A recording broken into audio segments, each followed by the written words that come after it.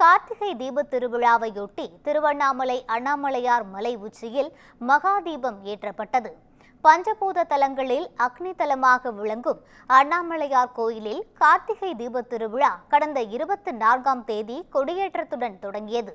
அதைத் தொடர்ந்து நாள்தோறும் அண்ணாமலையார் உண்ணாமலை அம்மனுக்கு சிறப்பு பூஜைகள் செய்யப்பட்டு வீதி உலா நிகழ்வுகள் நடைபெற்றன. இதன் தொடர்ச்சியாக அதிகாலை 4 மணியளவில் அண்ணாமலையார் கோயில் சுவாமி சன்னதி கருவறை எதிரே பரணி தீபம் ஏற்றப்பட்டது.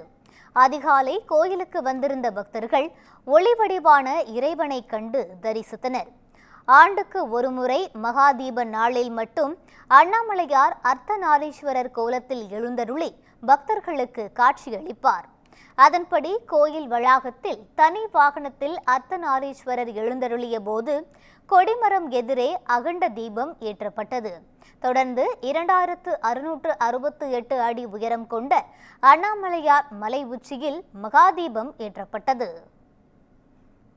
5 அடி உயரமும் 300 கிலோ எடையும் கொண்ட கொப்பரையில் மகாதீபம் ஏற்ற 1500 மீட்டர் காடா துணியால் ஆன திரி 4500 கிலோ நெய் பயன்படுத்தப்பட்டது. இதில் தமிழ்நாடு மட்டுமின்றி நாடு முழுவதிலும் இருந்து வந்திருந்த லட்சக்கணக்கான பக்தர்கள் கலந்து கொண்டு அரோகரா முழக்கத்துடன் சுவாமி தரிசனம் செய்தனர். இதையடுத்து 40 கிலோமீட்டர் சுற்று வட்டாரத்தில் உள்ள கிராம மக்கள் தங்கள் வீடுகளில் தீபம் ஏற்றி வழிபட்டனர். திருவண்ணாமலை மலை உச்சியில் ஏற்றப்பட்டுள்ள மகா தீபத்தை தொடர்ந்து 11 நாட்கள் பக்தர்கள் தரிசிக்க முடியும் என தெரிவிக்கப்பட்டுள்ளது.